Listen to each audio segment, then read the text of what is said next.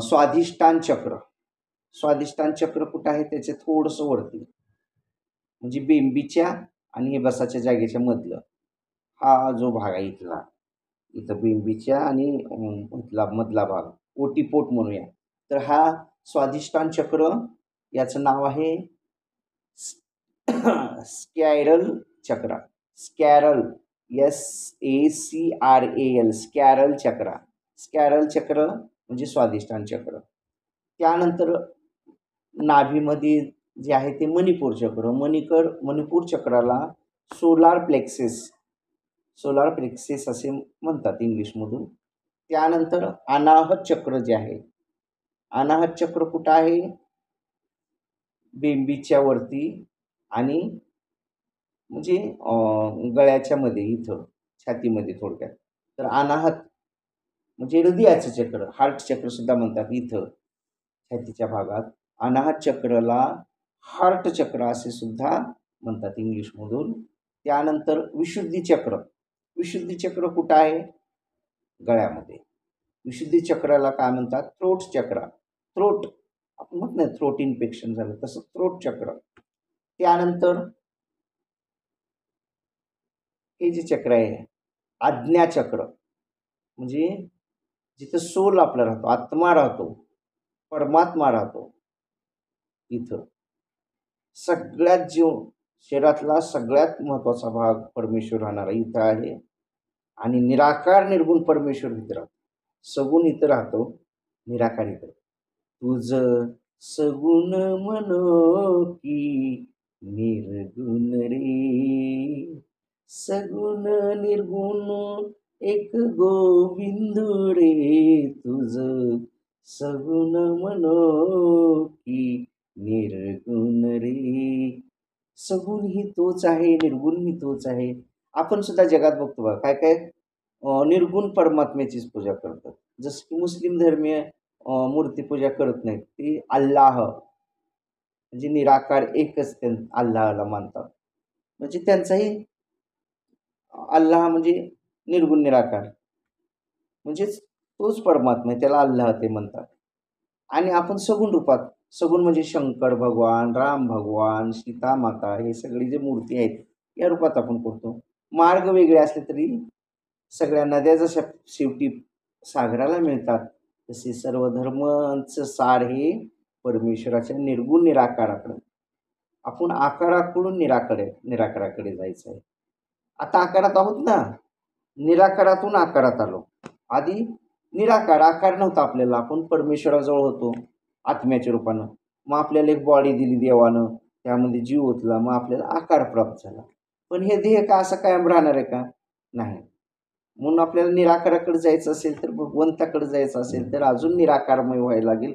आणि निराकारमय होण्यासाठी आपल्याला भगवंताचं नॉलेज, अध्यात्माचं नॉलेज, परमेश्वराची भक्ती, परमेश्वराची कृपादृष्टी प्राप्त करून घ्यायलाच हवी.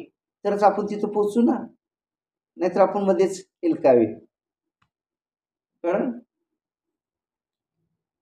कैलासीचे पांडुरंगा बिगी बिगी धावरे, भवसागरी नौका माझी पैल तीरी लावरे. आपली नौका हेलकावे खात आहे भवसागरात. हे पैलतीरी लावण्यासाठी आपल्याला कैलासाच्या पांडुरंगा, त्या पांडुरंगाला बोलवायला लागणार आहे, शिवजीला बोलवावं लागणार आहे, आणि मग आपल्याला हा भवसागर पार करायचा आहे. तर हे झाले सेवन चक्र. आणि ज्यावेळेला आपले हे सेवन चक्र जागृत होतात, त्यावेळेला आपली कुंडलिनी जागृत झालेली असते.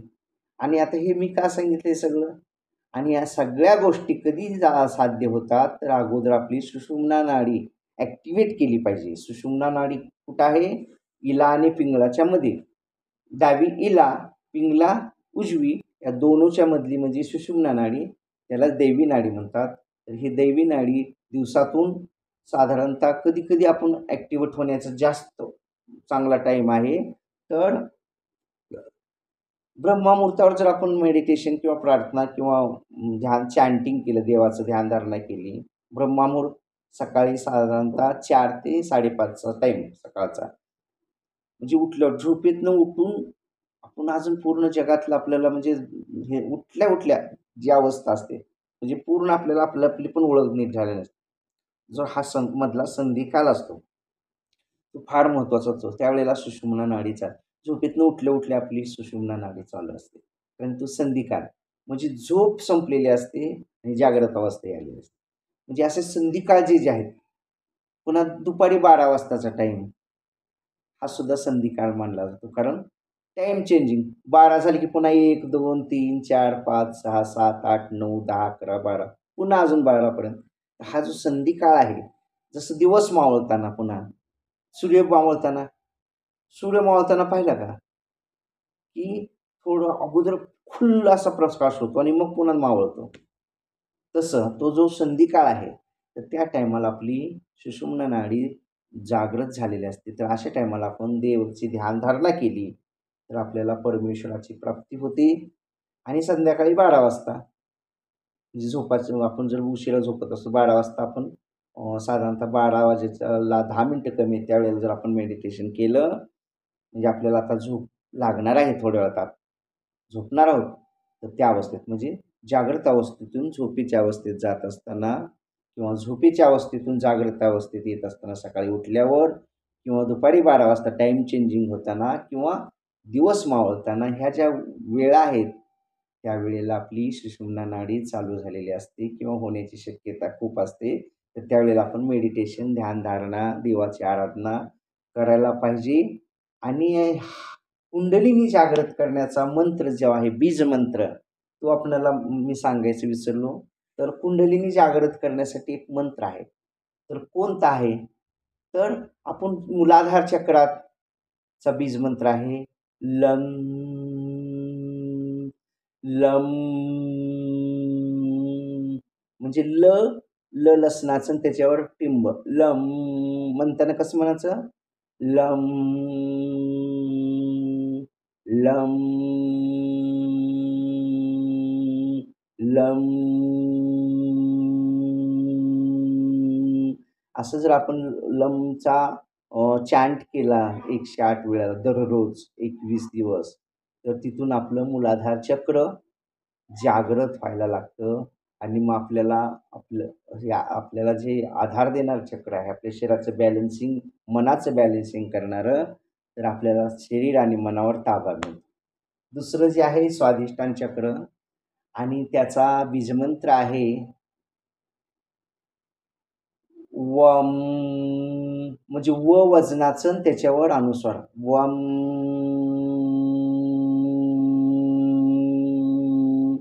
वम वम. तर हे झालं कशाचं स्वाधिष्ठान चक्र जागृत करण्याचं. त्यानंतर मणिपूर चक्र म्हणजे आपल्या नाभीमध्ये असलेलं आणि याला जागृत करण्यासाठी कुठला आहे मंत्र रम आर र र रवीचं आणि त्याच्यावर टिंब म्हणजेच रम रम रम रम हे असं जर आपण चॅन्ट केलं 108 वेळेला रुद्राक्ष माळा घेऊन आणि ह्या मी ज्या सांगितलेल्या टायमिंगमध्ये सुषुम्ना नाडी सुरू असताना जे टायमिंग सांगितले ब्रह्ममुहूर्त दुपार 12ची वेळ आणि संध्याकाळी दिवस मावळाची वेळ आणि रात्री झोपतानाची 12ची वेळ, या वेळेला जर आपण चॅन्टिंग केलं तर आपण परमेश्वराची प्राप्ती करू शकतो. कारण त्यावेळेला आपली सुषुम्ना नाडी जागृत झालेली असते आणि ज्यावेळेला सुषुम्ना नाडी जागृत झालेली असते तेव्हा या जीव आणि शिव एक होतात. आपला डायल केलेला नंबर म्हणजे रेंज एकदम फुल असते परमेश्वराचा आणि आपली रेंजमध्ये आणि आपलं बोलणं होतं आणि इतर वेळेला आपण बोललेलं परमेश्वराला ऐकायला मिळत नाही कारण परमेश्वराला आपण एकटेच नव्हू. अशी खूप आहेत आत्मीय आवाज देणारे देवा धावरे, देवा धावरे, देवा पावरे. मग देव काय एकटा कुणाला पुरणार आहे म्हणून त्याने टायमिंग दिलेलं आहे. त्या टायमिंगमध्ये सगळे लाईन क्लिअर असते तर त्यावेळेला आपण देवाला डायल केलं पाहिजे. ओम नमः शिवाय म्हणून फोन खणला की बोल भक्ता म्हणतो परमेश्वर. मग आपण आपलं जे काय आहे ते कार्य आपण साध्य करून घ्यायचं असतं. तर हा झाला जोक सपाट विनोदाचा भाग सोडा. परंतु हे टाईम खूप महत्त्वाचे आहेत सुषुम्ना नाडी जागृत होण्यासाठी. त्यानंतर मणिपूर चक्र झालं. त्यानंतर अनाहत चक्राचा जो हे आहे, जप आहे, अनाहत चक्र. अनाहत चक्र म्हणजे त्यालाच हार्ट चक्र म्हटलेलं आहे. हृदयाचे ठिकाणी असतं म्हणून. तर हार्ट चक्र जागृत करण्यासाठी याच्या अधिष्ठान कोण आहे? शिवपार्वती. यांना जागृत करण्यासाठी आपल्याला काय म्हणायचं आहे? य गायचं आणि त्याच्यावर टिंब. यम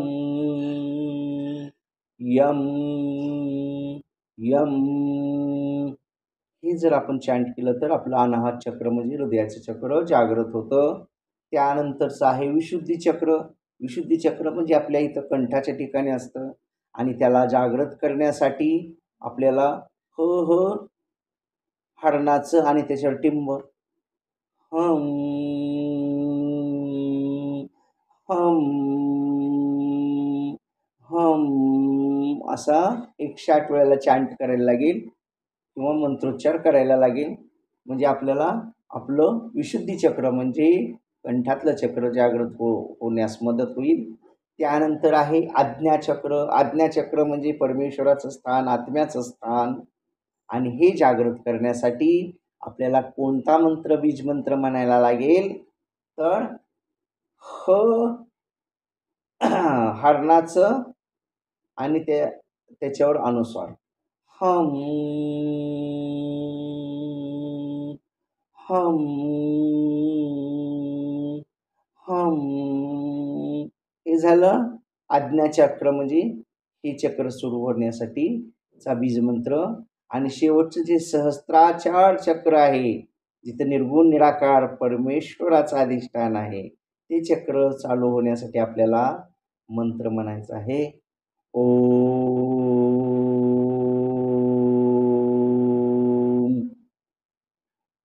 ओम.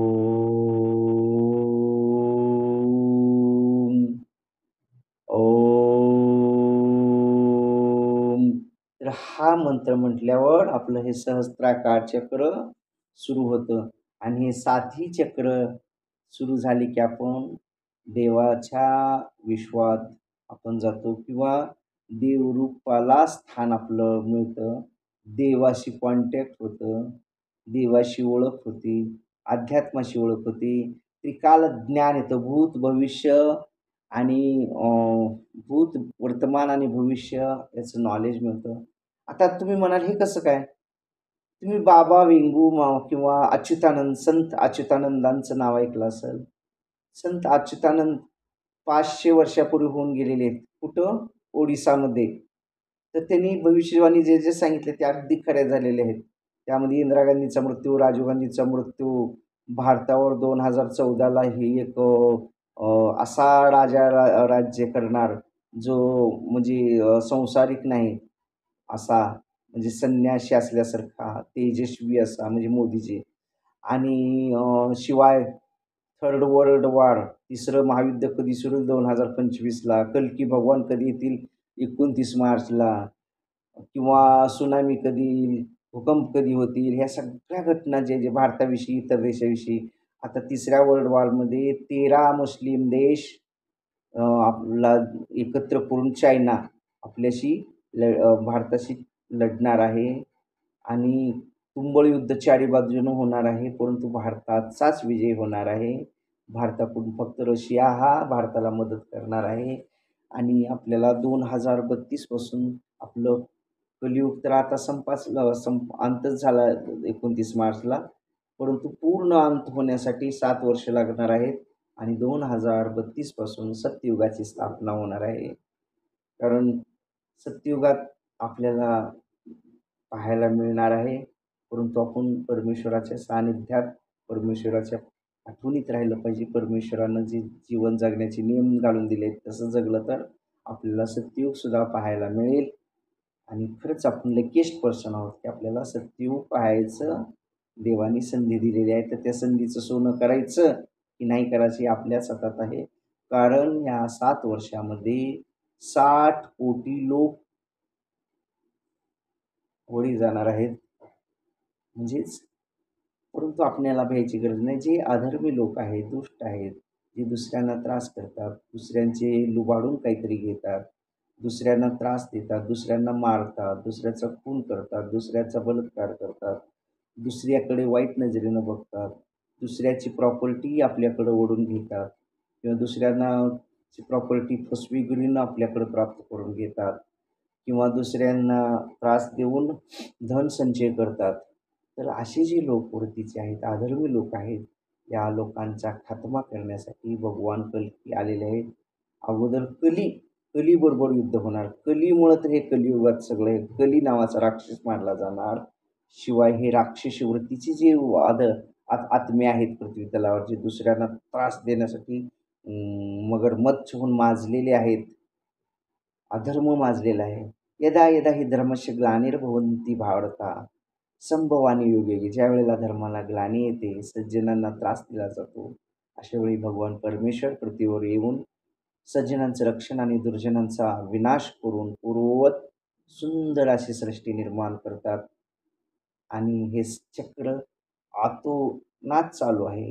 म्हणजे पहिल्यांदा सतयुग, त्यानंतर त्रेतायुग, त्यानंतर द्वापरयुग, त्यानंतर कलियुग, पुन्हा त्यानंतर सत्ययुग, पुन्हा त्यानंतर द्वापर, हे चक्र गोल चालूच राहणार आहे. कारण आपण सगळे गोल गोल आहोत. पृथ्वी आपली गोल आहे. आपलं सगळंच गोल आहे. आपल्या म्हणूनच जीवनाला मोल आहे. मोल म्हणजे किंमत आहे. म्हणून आपण आपली किंमत ओळखा आणि पृथ्वी तलावर पांडुरंगानं, परमेश्वरानं आपल्याला कशासाठी पाठवलं आहे याचं ध्यान असू द्या. फक्त खाण्यासाठी, झोपण्यासाठी, पैसा जमा करण्यासाठी नाही, तर आपल्याला आपल्या नरदेहात कशासाठी पाठवलं आहे, तर ईश्वराची ओळख होण्यासाठी आणि मानवाची मानवता जागवण्यासाठी आणि आपल्याजवळ जे चांगलं आहे इतरांना वाटण्यासाठी. कारण ज्ञान ही अशी गोष्ट आहे, जितकं देईल तितकं वाढतं. म्हणून आपण ज्ञान दिलं पाहिजे आणि परमेश्वरानं आपल्याकडे जे संपत्ती दिलेली आहे, ज्ञानाची असेल, पैशाची असेल, तर त्याचा समाजकार्यासाठी सुद्धा आपण उपयोग केला पाहिजे. बलाची असेल, एखाद्याकडे ताकद दिली आहे, तर आपण त्या ताकद गोरगरिबाचं रक्षण करण्यासाठी, एखाद्यावर कोण अन्याय करत असेल तर त्याचा बचाव करण्यासाठी, त्याचं संरक्षण करण्यासाठी किंवा एखाद्या ठिकाणी एखाद्या स्त्रीवर अत्याचार होत आहेत, दुष्ट लोक करत आहेत, तर त्या दुष्टांना धडा शिकवण्यासाठी आपण ताकदीचा उपयोग करायचा असतो. परंतु तसं होतं का? आपण आपली ताकद आपल्याच भाऊबंधावर, आपल्याच नातेवाईकावर, आपल्याच समाजावर दाखवतो आणि आपला मी किती माझ्याकडे देवाने मला कशी ताकद. तर हे ज्यांना ज्यांना असं आपल्या ताकदीचा माज असेल, पैशाचा माज असेल किंवा आणखी बुद्धीचा माज असेल किंवा कशाचाही कोणतरी एखादा माणूस अडचणीत अडकला, तर त्याला कसं आणखी अडचणीत आणून त्याला गंडवायचं किंवा त्याला कसं दुष्टपणा त्याच्याशी करून फसवेगिरी करायची. कारण त्या माणसांना एखाद्यावर किती विश्वास, किती जवळचं समजलेलं असतं, पण त्याचा कसा विश्वासघात करायचा, हे सगळं आज कलियुगामध्ये चाललेलं आहे. परंतु आता नाही. टाईम आलेला आहे आणि लवकरच हे सगळं संपणार आहे. कारण भगवान कल्की महाराज पृथ्वीवर आलेले आहेत. हे जो काँग्रेस गवत माहिती आहे ना, शेतात वाढलं की पीक येऊ देत नाही. तसे काँग्रेस नावाचं जे गवत आहे किंवा अशा वृत्तीचे जे लोक आहेत, पक्ष नाही बरं का काँग्रेस.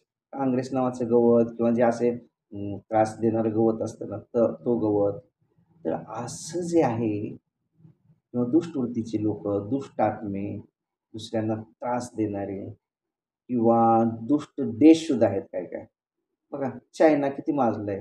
ते मध्ये आपल्याला कोरोना त्यांच्या तिथल्या विषाणूनच झाला ना. सगळीकडे तसे विषाणू सोडले. म्हणजे हे सगळं थांबवण्यासाठी कल्की महाराज आलेले आहेत आणि हे सगळं थांबवून एक सुंदर असं सृष्टी पुन्हा निर्माण होणार आहे आणि त्याला सत्ययुग म्हटलं जातं 2032 पासून. तर मला वाटतं आज कुंडली जागरण हा विषय आपणाला समजलेला असेल आणि अजून याबद्दल काही शंका कुशंका असतील तर कृपया मला कमेंटद्वारे विचारू शकता किंवा with the help of phone मला विचारू शकता. Thank you. Thanks a lot. Shivshambho शिवशिवा.